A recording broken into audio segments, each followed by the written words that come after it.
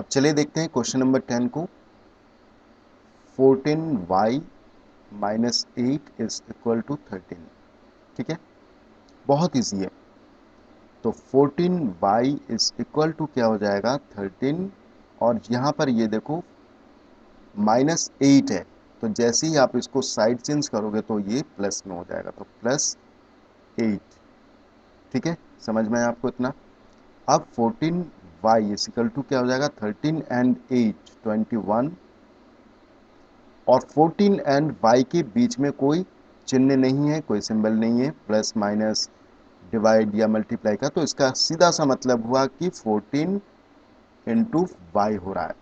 ठीक है, तो इसका मतलब है कि मल्टीप्लाई हो रहा है, जैसे ही मैं साइड चेंज करूंगा तो ये किस में हो जाएगा, डिवाइड में आ जाएगा। तो y इज इक्वल टू क्या आ जाएगा 21/14। समझ में आया इतना आपको।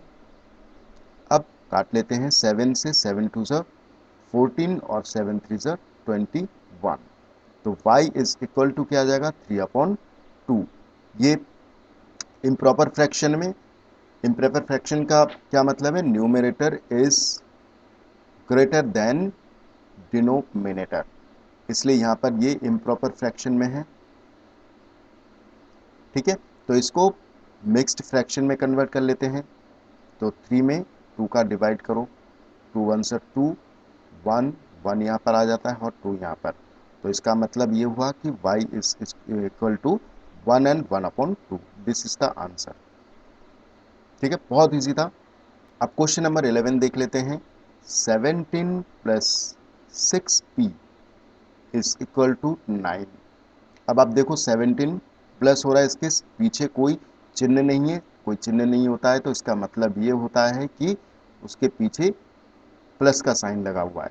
ठीक है, तो 17 को इस साइड में ले चलते हैं, तो 6p यहाँ पर बचा, 6p is equal to 9 minus, अब देखो ये 17 माइनस में आ जाएगा, समझ में आया आपको। अब 6p इक्वल टू क्या हो जाएगा, 9 में से आप 17 माइनस करना है आपको। ठीक है, तो 9 में से आप 17 माइनस नहीं कर सकते हो, तो आपको क्या करना है कि 17 में से ही 19 आपको माइनस करना है, लेकिन आंसर किस में आएगा, नेगेटिव में आ जाएगा, तो यहाँ पर -8 आएगा। ठीक है, समझ में आया आपको इतना। जब कोई छोटी संख्या से 1 माइनस 2 इजिकल टू क्या हो जाएगा -1, 4 माइनस 6 इजिकल टू क्या हो जाएगा -2। घटाना आपको बड़े में से ही छोटे को होता है, लेकिन आंसर किस में आता है, माइनस में। ठीक है, ये एक पॉइंट है, ये आप ध्यान रखना। जब कोई छोटी संख्या में से बड़ी संख्या को माइनस करते हैं तो उसका आंसर नेगेटिव में आता है, बड़े संख्या में से ही छोटे संख्या को घटाते हैं लेकिन आंसर किस में आता है, माइनस में आता है। ये एक पॉइंट है, आप ध्यान में रखना। तो p इज इक्वल टू क्या हो जाएगा, p और 6 का आपस में क्या हो रहा है, मल्टीप्लाई हो रहा है, तो जैसे ही मैं 6 को इस तरफ ले आऊंगा तो ये डिवाइड में आ जाएगा, तो -8/6। तो p इज इक्वल टू क्या हो जाएगा, अब इसको काट सकते हो 2 से, 4 2 ज़ा 8 एंड 2 3 ज़ा 6, तो इसका मतलब ये आ गया -4/3। इसे आप मिक्स्ड फ्रैक्शन में कर सकते हो, 4 में 3 का डिवाइड देके, 3 1 ज़ा 3, 1 1/3, तो इसका ये मतलब हुआ कि p is equal to -1 and 1/3। This is the answer आ गया। समझ में आया आपको इतना। अब देखते हैं क्वेश्चन नंबर 12 को। x/3 plus 1 is equal to 7/15। ठीक है, अब आप क्या करना है कि ये x के साथ में 3 है, इसको यहीं रखना है लेफ्ट साइड में, और ये जो 1 है प्लस का 1, प्लस का 1 ये आ जाएगा राइट साइड में, तो प्लस का 1 है तो जैसे इस साइड में चेंज करूंगा तो -1 आ जाएगा, तो इज इक्वल टू 7/15 -1। समझ में आया इतना।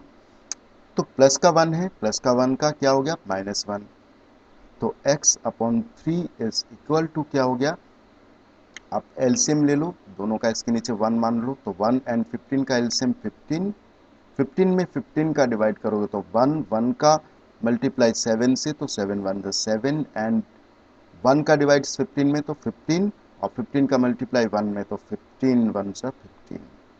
ठीक है, तो x upon 3 is equal to क्या आ गया, 7 में से आपको 15 माइनस करना है, तो माइनस का 8 अपॉन 15। ठीक है, ये थोड़ा सा टिपिकल है, आप थोड़ा सा इसमें दिमाग लगाने की ज़रूरत है। ये आप समझे ना कि 7 में से मैंने 15 घटाया तो कितना आया, -8। बड़े में से ही छोटे को घटाना होता है, लेकिन आंसर माइनस में आता है। 7 में से आप 15 को घटा तो सकते नहीं हो, तो आपको क्या करना होता है कि 15 में से 7 को माइनस करना होता है, लेकिन आंसर किस में आएगा, माइनस में। अब यहाँ पर पॉइंट है, आप ध्यान में रखना, यहाँ पर ये आपको क्रॉस मल्टीप्लाई आपको करना है इसमें। इसका ये मतलब हुआ कि 15 का मल्टीप्लाई हो जाएगा x में, और 3 का मल्टीप्लाई हो जाएगा -8 में।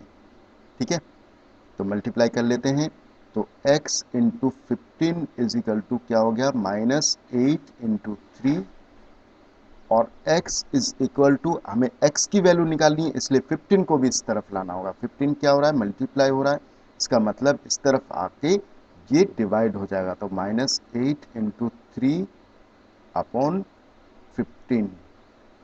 ठीक है, अब 3 से 15 को काट सकते हो 5 से, तो इसका आंसर आ गया, x का मान आ गया -8 अपॉन 5। ठीक है, तो x का मान क्या आएगा, -8 अपॉन 5। तो ये इम्प्रॉपर फ्रैक्शन में है, क्योंकि numerator is greater than denominator. तो यहाँ पर इसको मिक्स्ड फ्रैक्शन में कन्वर्ट कर लेते हैं, तो 8 में डिवाइड कर देते हैं 5 का, 5 1 सा 5, 3 आ जाता है यहाँ पर, और 5 आ जाता है यहाँ पर। तो इसका x का मान आ गया -1 and 3 upon 5। This is the answer. ठीक है, इतना समझ में आ गया आपको।